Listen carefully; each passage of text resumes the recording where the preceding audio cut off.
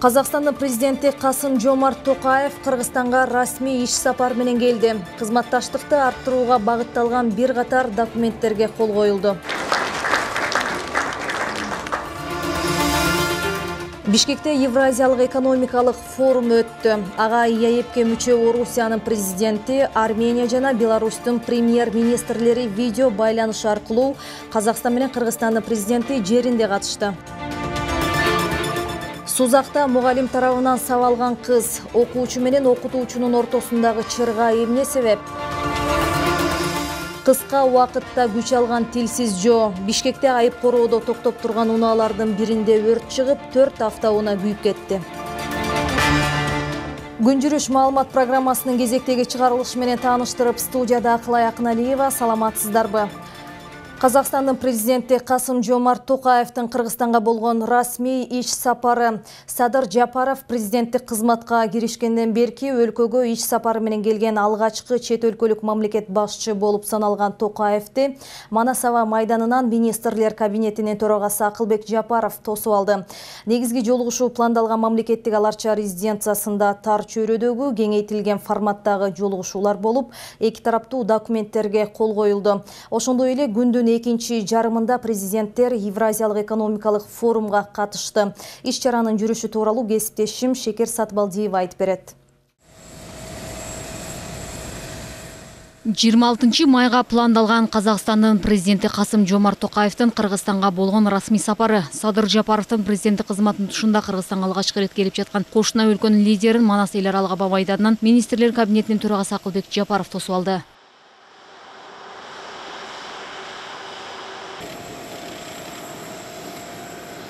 Аба майдандан аларча мамлекеттик резиденциясын көздөй бет алган Касым-Жомарт Токаевди ак кеме мрамор чатырында Кыргыз Республикасынын президенти Садыр Жапаров Ардак Караолдун коштоосунда күтүп алды. Республикасынын мырза президенти, сиздин келишиңизге улуттук гвардиянын Ардак Караол ротасынын атынан ысык саламыбызды билдиребиз. Ротанын командири гвардиянын лейтенанты Насирдинов. Салтка айлангандай эки өлкөнүн мамлекеттик гимндер жаңырып, андан соң президенттер өз өлкөлөрүнүн делегацияларын тааныштырышты. Ардак Караолдун аскерлери мамлекет башчыларынын алдынан салтанаттуу марш менен өтүшүп, өлкө жетекчилери жолугушуу өтчү жайга көздөй бет алышты.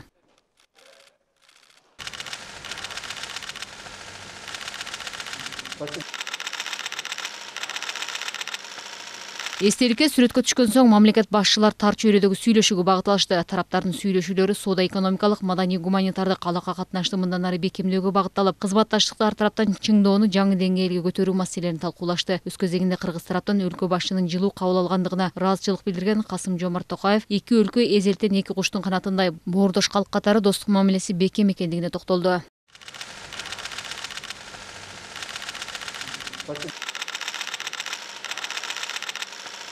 Кеңейтилген форматтагы жыйынга чогулган эки өлкөнүн мамлекет башчылары баштаган аткаруу бийлигинин өкүлдөрү өздөрү тейлеген сферадагы байланышты чыңдоо, билим берүү, маданият, соода, экономикалык жана башка тармактарда катышты жаңы баскычка чыгаруу багытында баарлашып пикир алышты. Бул жолку жолугушуу расмий сапардын дагы бир артыкчылыгы дипломатиялык кызматташтыктын 30 жылдыгына дал келгендиги.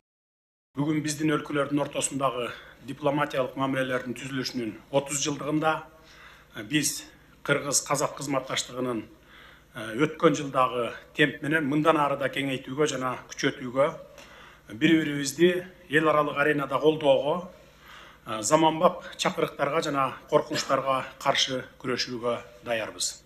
30 жылдык мезгилде эки тараптуу мамилелердин позитивдүү дараметинин акырындык менен топтолушу учурда Кыргыз-Казак достук жана өнөктөштүк мамилелеринин негизин түзгөн бир катар маанилүү келишимдер жана макулдашуулар кабыл алынды.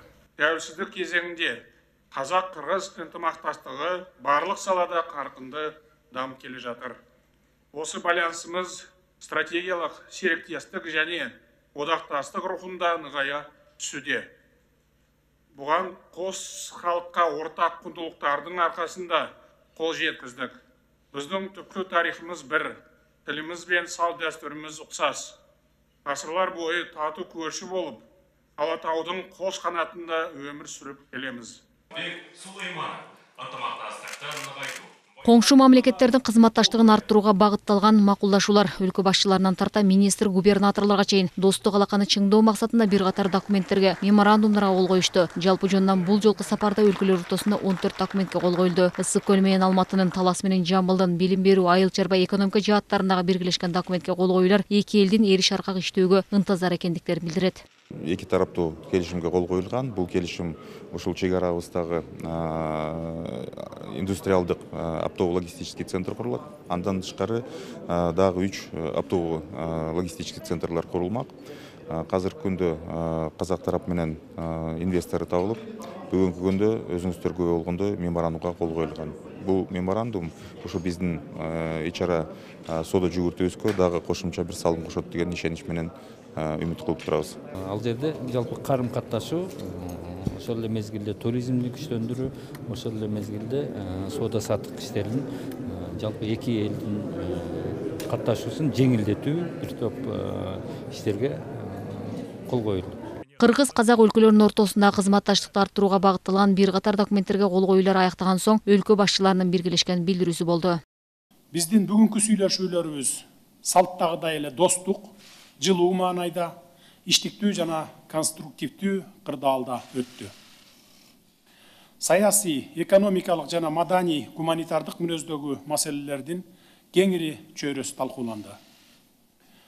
Мамилелерди чыңдоодо жана андан ары өнүктүрүүгө багытталган бардык багыттар боюнча макулдашууларга жетиштик. Қазақстан-Қырғыз елінің негізгі сауда және инвестиция саласындағы серіктесінің бірі болып табылады. Былтыр өзара тауар айналымы 1 миллиард долларға жетті. Келіссөздер барысында біз бұл көрсеткішті 2 миллиард долларға жеткізуге келістік. Союздаш, канатташ бир туган кыргыз-казак мамилесине 30 жыл.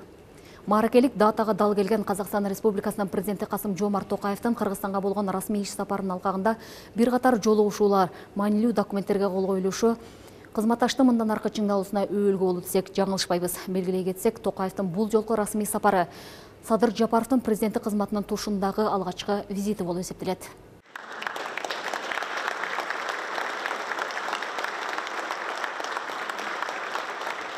Расмий сапардын соңку бөлүгү Евразиялык экономикалык форумдун алкагында уюмга мүчө мамлекеттердин лидерлеринин пленардык жыйыны менен улантылды. Эне-сай конок үйүндө өткөрүлгөн иш-чарага катышкан биримдикке мүчө өлкөлөрдүн башчылары алгач сөз сүйлөшүп, уюмдун алкагында соода жүгүртүү, товар алмашуу, экономикалык интеграцияны тереңдетүү, өнүктүрүү, дүйнө олку-солку болуп турганда ЭАЭПтин ичинде бекем болуу демилгелер айтылды. Белгилей кетсек, Кыргызстан, Казакстандан бөлөк биримдикке мүчө мамлекеттин башчылары, тагыраагы Орусия, Армения, Белоруссия президенттери пленардык жыйынга онлайн форматында катышты.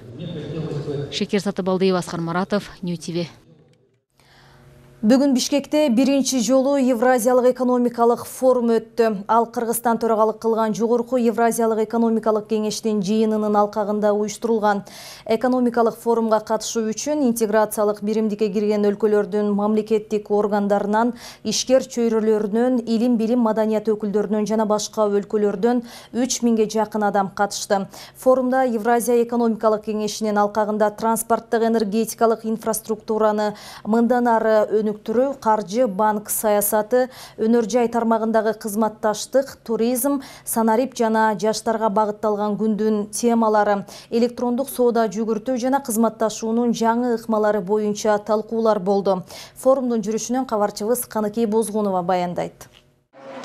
Быйыл Кыргызстан төрагалык кылып жаткан жогорку Евразиялык экономикалык кеңештин жыйынынын алкагында уюштурулган экономикалык форум биринчи жолу Бишкекте өттү. Форумду министрлер кабинетинин төрагасы Акылбек Жапаров ачты. Ал өз сөзүндө Евразия экономикалык биримдиги дүйнөлүк экономиканын негизги субъектисине айланууга жөндөмдүү жана акыркы 10 жылдыкта дүйнөлүк экономикалык мамилелерде калыптанган бурмалоолорду жана дисбаланстарды жоюуга салым кошо ала турганын белгиледи. Аламдашуу шартында жана дүйнөлүк финансы экономикалык тутумундагы кризистик көрүнүштөрдүн, ошондой эле анын башаламан сакталышынын шартында интеграциялык процесстер болуп көрбөгөндөй актуалдуу жана маанилүү болуп баратканын айтты.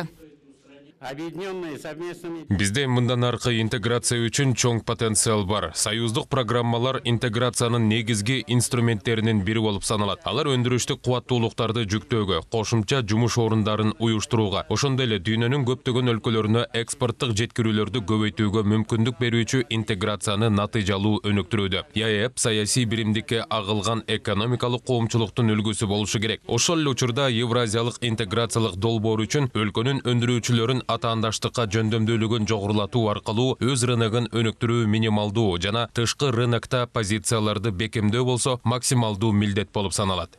Жапаровдун маалыматына караганда 2021 жылдын биринчи жарым жылдыгынын жыйынтыгы боюнча биримдиктин ички дүң өндүрүмү 4,5%га өскөн жана өз ара соода жүгүртүүдө оң тенденция байкалууда. Былтыр тышкы соодада экспорттун көлөмү 42,5%га өсүп, 2015 жылдан берки максималдуу мааниге ээ болгон $500 миллиард жетти. Ал эми өз ара сооданын көлөмү 32,4%га жогорулап, $70 миллиард ашып, жаңы тарыхый бийиктикке жеткен. Ошондой эле өткөн жылы уюмга мүчө мамлекеттердин көпчүлүгүндө бюджеттин балансынын жакшыруусу байкалган. 2021 жылдын январь-сентябрь айларынын жыйынтыгы боюнча ЯЭП өлкөлөрүнүн көпчүлүгүндө бюджеттин балансынын жакшыруусу байкалган. ЯЭПке мүчө мамлекеттерде тартыштыкты кыскартууга жана бюджеттин профицитинин калыптанышына, мамлекеттин чыгымдарын орточо өсүшүнүн фонунда бюджеттин кирешелеринин интенсивдүү өсүшү өбөлгө түздү. 2021 жылы катышуучу өлкөлөрдүн улуттук валюталарынын АКШ долларына карата алмашуу курсу пандемияга чейинкиден жогорку деңгээлде сакталган.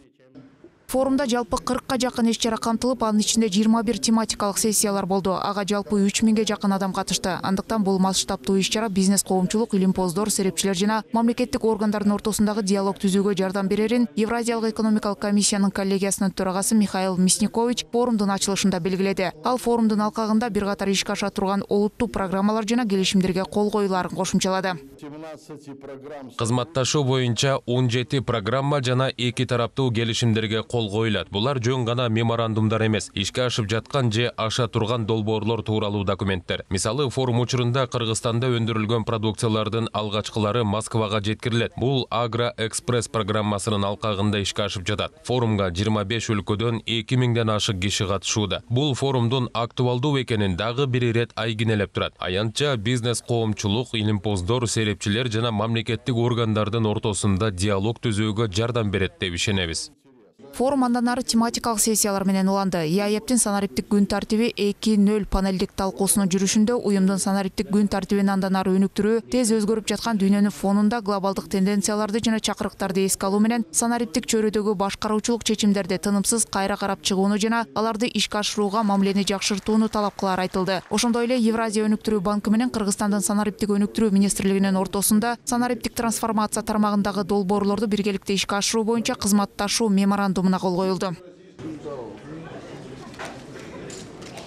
Көп тармактын башын бириктирген иш-чарада негизинен Евразия экономикалык интеграциянын кийинки өнүгүү жолдору каралды. Анын негизгиси соода экономикалык алакалар. Уюмдун алкагында жана 3-өлкөлөрдүн базарына чыгууда Кыргызстан борбордук чекит болуп саналат. Эгер ЯЭП ичинде 180 миллион адамдык рынокко жол ачылса, өндүрүлгөн продукцияларды келечекте Кыргызстан аркылуу 550 миллион адамдык базарга тоскоолдуксуз, бажысыз, салыксыз чыгарууга мүмкүнчүлүк ачуу сунуштар берилди. Бул үчүн бажы тармагын реформалоо зарылдыгы айтылды. Биздин бажы тармагындагы болуп аткан өзгөрүүлөр бизнеске дагы кошумча кандай жеңилдиктерди берет. Дагы кандай мүмкүнчүлүктөр түзүлүп берилип атат. Мына форумда айтылып атат. Келерки болочок боло турган заманбап технологиялар кандай жаңы шарттарды түзүп берет. Биз санариптештирүү азыркы учурдагы болуп аткан маселелер кандай жаңы деңгээлге чыгара алабыз. Мынакей бажы кызматкери жок, электрондук техника менен көзөмөл жүргүзүү, жанагы бажы контролун адамы жок жасоонун жаңы ыкмаларын баарын көрсөтүп, мынакей боло турган жаңы таможня кандай болот, бажы кызматы кандай болот, бажы көзөмөлү кандай ыңгайлаштырылат, андан тышкары көлөмү кандай өсөт. Эгерде ошонун баардыгы тез жасала турган болсо, канчалык жүктөр эч тоскоолдугу жок бажы контролундагы. Азыр бажыдан өтүп атканда көрүп атасыңар да, канча көзөмөл жасалыш керек. Кыргызстан Евразия экономикалык биримдигине киргенде өзгөчө айыл чарба өндүрүүчүлөрүндө ири базарга тоскоолдуксуз чыгабыз деген чоң үмүт болгон. Бирок ага карабай легалдуу экспорт жүргүзүүдө ички жана сырткы тоскоолдуктар бүгүнкү күнгө чейин жоюлбай жатканын айрым ишкерлер айтат. Ошол эле коңшулаштырган, ошол эле учурда Евразиялық экономикалық биримдиктин бир мүчөсү болгон биздин Боордош Казакстан Республикасы менен биз ушул убакка чейин чек арадагы өзүбүздүн маселелерди чече албай келип атабыз да. Мына биздин Евразиялык чоң рынокко чыгууга болгон далаалатыбыздын эң биринчи тоскоолдугу эле мына биз А деп босогон аттаганда эле ушул Казакстан Республикасы менен 8 жылдын ичинде тынымсыз мындай бир барьерлер менен бетме-бет келип атабыз. Эми буну кантип биз четке каксак болот? Буну албетте эки мамлекеттин ортосундагы экономикалык саясий дипломатия менен четке каксак болот. 2021 жылдын жыйынтыгы менен Кыргызстанга 698,4 миллион доллар түз инвестиция тартылса, анын 23,5% ЯЭП өлкөлөрүнө таандык. Экономикалык форумдун алкагында Кыргызстан тараптан дагы 50 ири инвестициялык долбоор сунушталды. Багытын алып кетсек, улуттук агенттик тарабынан дагы 50 инвестициялык долбоор ушул иш-чарага дайындалган. Ал боюнча биз маалымат баракчаларды дагы бүгүнкү күндө буклет катардагы сунуштап, анын ичинде жалгыз эле ушул 50 долбоорлор жөнүндө айтпай, анын алкагында кайсыл багыттарга биргеликте иштесек болот деп атабыз. Бул энергетика, инфраструктура, тоо кен тармагы, өндүрүш тармагы, биргеликте ошо кооперация кылабыз деген тармактардын баардыгын биз сунуштап атабыз.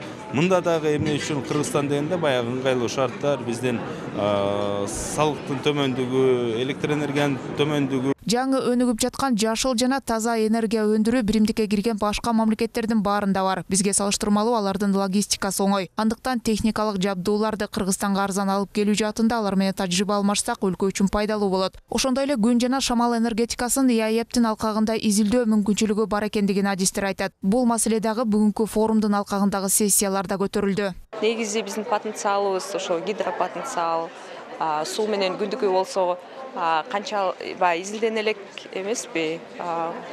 Бул жаңы багыт болгондуктан ушу ЭЭПтин алкагында биз ошо изилдөө институттарын, адистерди башка өлкөлөрдөн тартсак болот. Себеби Кыргызстандан башка Казакстан, Россия, Беларусь өлкөлөрүндө ушул жашыл энергия боюнча, возобновляемый источник энергия боюнча мурда көп проекттер бар да. Биз ошолордун опытын алсак болот. Бизге өзүбүзгө Кыргызстанга адаптация кылып, биздин өзүбүздүн ички мамлекеттин кызыкчылыгы менен. Мындан сырткары форумдун алкагында миграция, туризм, илим-билим, маданият жаатындагы маселелер, биргелешкен кызматташтыктын келечеги талкууланды. Маселен, Орусиянын кинематографисттер союзунун башчысы, кинорежиссер Никита Михалков Евразия кино академиясы менен кино сыйлыгын негиздөөнү сунуштады. Ошондой эле бирдиктүү Евразиялык университет түзүү маселеси дагы көтөрүлдү. Тажрыйба алмашуу аркылуу студенттерге, мугалимдерге бирдей шарт түзүп, эмгек рыногуна бирдей шартта атаандаштык менен бир сапаттуу кадрлар даярдап чыгыш керек. Төп дегенде биз көрдүк, бир жаңы программаны дайындаш үчүн 1 жыл 2 жыл убакыт керек экен. Эгер дагы экинчисин дайындай тургуз, дагы ошончо убакыт. Андан убакыт кетирбей эле биздин партнерлор да даяр бар экен, ошолорду алып келип эле сунуштайлы деп атабыз да. Анткени тажрыйба алмашуу менен, мобилдүүлүк менен негизи көп нерсени утсак болот. Убакытты да үнөмдөсөк болот, бир жакшы нерселерди алып келсек болот. Албетте бул келечекте ошо жакшы кадрлар даярдоо менен интеграция аркылуу мамлекеттин экономикасынын өсүшүнө бир жакшы өбөлгө түзүү. Евразиялык экономикалык форумдун алкагында Бишкекте Евразия экономикалык кеңешинин агро өнөр жайынын мыкты продукцияларынын көргөзмөсү дагы уюштурулду. Ал агро өнөр жай комплексин санариптештирүү платформалары аркылуу өнүктүрүүгө багытталган. Бул тармакта ЯЭПке кирген Кыргызстан, Орусия, Казакстан, Беларусь жана Армениянын 15 IT компаниялары бир канча долбоорлорун презентациялады. Каныкей Бозгонова, Улукбек Сулайманов, Нью ТВ. Бүгін 26 майда Кыргыз-Казак чегарасындагы Ак-Тилек жана Кара-Суу автожол өткөрмө бекеттеринин аймагында индустриалдык соода логистикалык комплексин курууга капсула салынды. Капсула салуу аземине министрлер кабинетинин төрагасынын биринчи орун басары Арзыбек Кожошов менен Казакстандын вице-премьер-министри, соода жана интеграция министри Бахыт Султанов катышты. Президент Садыр Жапаров менен Казакстан мамлекет башчысы Касым-Жомарт Токаев иш-чарага видео тасма аркылуу байкоо салышты. Аталган индустриалдык соода логистикалык комплекстин базасында сүт азыктарын өндүрүү, жер жемиш жана мөмө жемиштерди кайра иштетүү, консерваланган той бурчакты чыгаруу, этти кайра иштетүү, бээнин сүтүнөн капсула түрүндө жасалган биоактивдүү кошумчаларды жана фармацевтикалык препараттарды, кийим кечелерди жана башкаларды чыгаруу боюнча долбоорлорду ишке ашыруу пландалууда. Кумтөр кенинде Борбордук карьеринин чыгыш жана түндүк чыгыш тарабынан жер кыртышынын жылышынын тездешин мекемелер аралык комиссия иликтеп жатат. Бул боюнча 18 майда министрлер кабинетинин төрагасы Акылбек Чапаровдун буйругу чыккан. Аталган комиссия бир жума аралыгында карьердин чет жактарындагы жердин жылуусунун тездешинин себептерин аныктап, чара көрүү боюнча Кумтөр Gold Company ишканасына сунуштарын бериши керек. Кумтөр Gold Company аталган комиссия кендеги абал менен жеринен таанышып кеткенин, керектүү маалыматтарды алганын, азырынча сунуштар бериле электигин билдирди.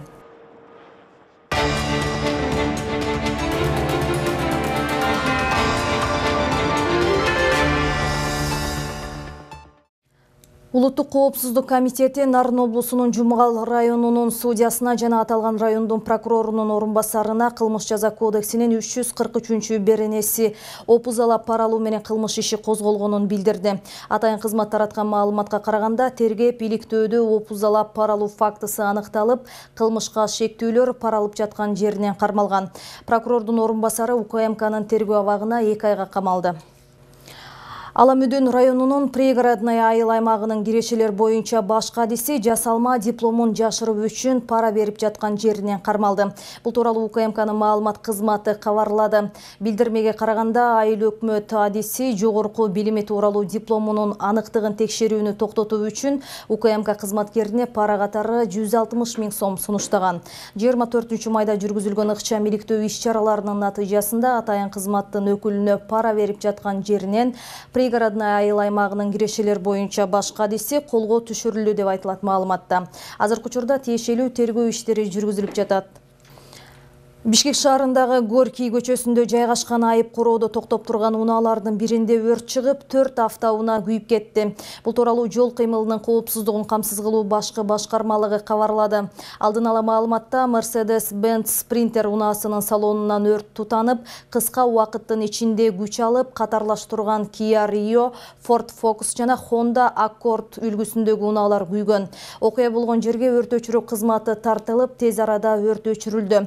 Бул окуя боюнча тийиштүү экспертизалар дайындалып, тергөө иштери жүрүүдө. Башкармалык күндүн аптабында унаа каражаттарынын ичинде жеңил күйүүчү, ысыкта жарылуучу заттарды калтырбоону эскертет. Окуучуну уртокмокко алган мугалим жумуштан кетти. Окуя 23 майда Сузак районунун Сафаровка айылындагы Жоомарт Бөкүнбаев атындагы мектепте болгон. Бул факт боюнча толук жана объективдүү текшерүү максатында атайын соттук медициналык экспертизада дайындалды. Бул окуя коомчулукта учурда кызуу талкууланып жатат. Мугалим менен окуучунун ортосундагы мамиле кандай болушу керек? Бала тарбиялоодо ата-эненин жана мектептин орду кандай? Кененирээк кийинки материалдан көрүңүз.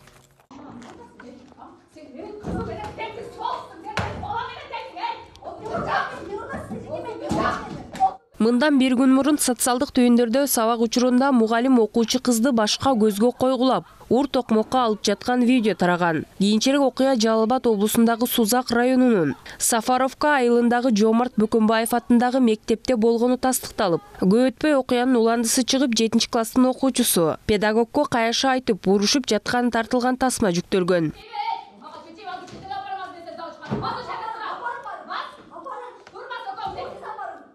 Окуя 23 майда болгон. Аталган факты боюнча толук жана объективдүү текшерүү максатында атайын соттук медициналык экспертиза дайындалып, Сузак райондук билим берүү башкармалыгы тарабынан комиссия түзүлгөн. Азыркы мезгилде иштин жагдайы боюнча окуу жайдагы мугалим жана мектеп окуучулары суралып, алдын ала сотко чейинки териштирүү иштери жүрүп жатыптыр. Таяк жеген окуучу аймактык ооруканада жатат. Маалым болгондой, кызга кол көтөргөн информатика мугалими өз каалоосу менен арыз жазып жумуштан кетти.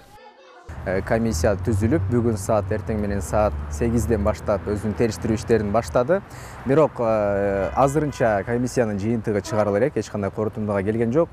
Ошол эле учурда мугалим өз каалоосу менен арызын жазып, жумушунан кетти.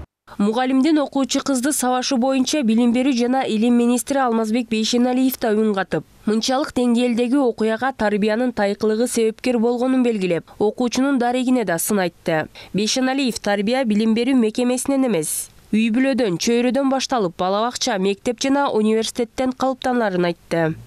Албетте, мугалим окуучуга кол көтөрбөшү керек эле. Бирок коомдо мугалимди ушундай абалга жеткиргенде жагдайлар болуп калышы мүмкүн экенин унутпоо керек. Мынчалык деңгээлдеги окуяга тарбиянын тайкылыгы себепкер болду деген пикирдемин. Тарбия билим берүү мекемесинен эмес, үй бүлөдөн, чөйрөдөн башталып, бала бакча, мектеп жана университеттен калыптанат. Эгер баланын үй бүлөсүндө жакшы тарбия берилген болсо, бул окуя болмок эмес. Мугалимдагы ачууга алдырбай сабырдуулук кылып, окуучунун ата-энеси, мектеп администрациясы менен кеңешип көйгөйдү тынч чечип койсо болмок.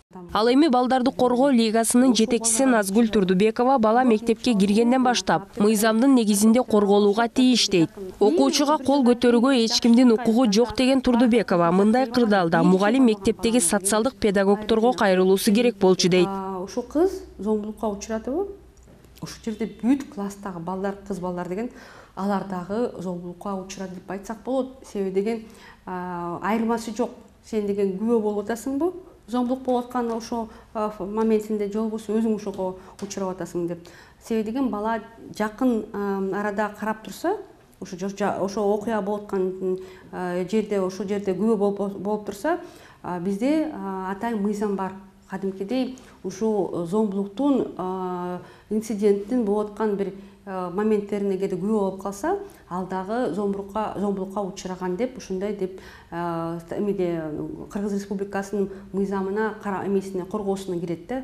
Ал корголот. Ошол жерде бүт болгон балдарды дагы азыр психологиялык реабилитацияны өткөрүш керек. Адистердин айтымында азыркы ата-энелер өз укуктарын жакшы билишет, бирок милдеттерин анчейин биле беришпейт. Ата-эне баланы материалдык жактан эле камсыздап, жетишерлик деңгээлде тарбия бербей жаткандыгынын натыйжасы бүгүнкүдөй көрүнүштөргө алып келүүдө. Ордо каладагы жеке менчик мектептин негиздөөчүсү Жакшылык Матанов мындай учурда мугалимди гана күнөөлөй бербей, коргоо боюнча да маселе көтөрүп, алардын кадырын көтөрүү керек дейт. Ошондой эле ал азыркы ата-энелер бай болуунун, миллионер болуунун сырларын эле окуй бербей, кээде бала тарбиялоо сырларында окуп коюшса ашыкча болбойт дейт.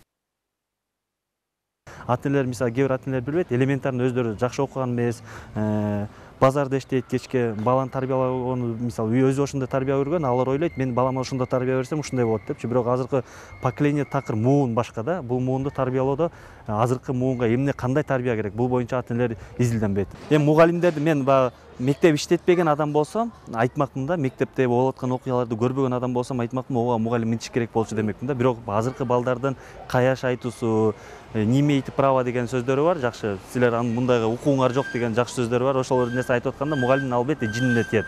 Бирок ошол учурда мен мугалимдериме ар дайым айтам, силер эч убакыт эмоция калтырбагыла, ал балдар эми бала да, бала айта бериши мүмкүн. Мага просто жетелеп келгиле, ата-энесин чакырып, ата-энеси менен сүйлөшүп, керек болсо окуудан чыгарып өтүргөн деңгээлге жеткизебиз да. Бирок мугалим бир жолу катуу кыйкырып кол көтөрсө, ал авторитетин жоготуп алат. Ошон үчүн мугалим ал нерсеге өзүнүн авторитетин жоготпош керек да, окуучулардын алдында. Мугалим бардык жагынан үлгү, коомдун күзгүсү болууга тийиш. Мурдагы советтик педагогикадагы айрым маселелер, балдарды уруп согуу менен тарбиялоо бүгүнкү күндө терс көрүнүштүү. Окутуучу менен окуучунун ортосунда ажырымды жаратып, жек көрүүгө алып келет. Психолог Элиза Абдыжапарова бүгүнкү күндө өлкө аймактарындагы бардык билим уяларында окуучулар жана мугалимдер менен иш алып барган психологдун болуусу заман талабы дейт. Өспүрүм курактагы балдарды ата-эне дагы, мугалим дагы салыштырбаса да бири-бирине.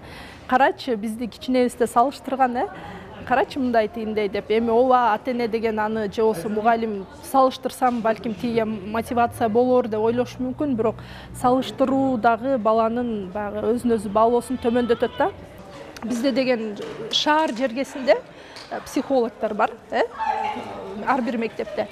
Ал эми региондордо мектептерде соцпедагог бар, бирок психолог жок да. Биздин замандын талабына ылайык,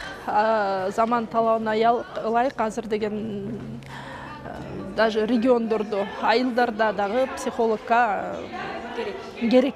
Мугалим сабады деген окуялар буга чейин дагы болуп келген. Алардын бири жакында Бишкекте да катталып, тергөөнүн жүрүшүн акыйкатчы өз көзөмөлүнө алган. Өткөн жылы Кара Суу районунун 30 адыр айыл аймагына караштуу Кара Дөө айылында мугалим сабаган 8-класстын окуучусу аймактык ооруканага түшкөн. Тазагүл Эмилбекова, Эрнест Өмүралиев, New TV. Сиздер ушул сааттарга алынган жаңылыктар менен тааныштыңыздар. Кечиңиздер көңүлдүү улансын, саламатта туруңуздар.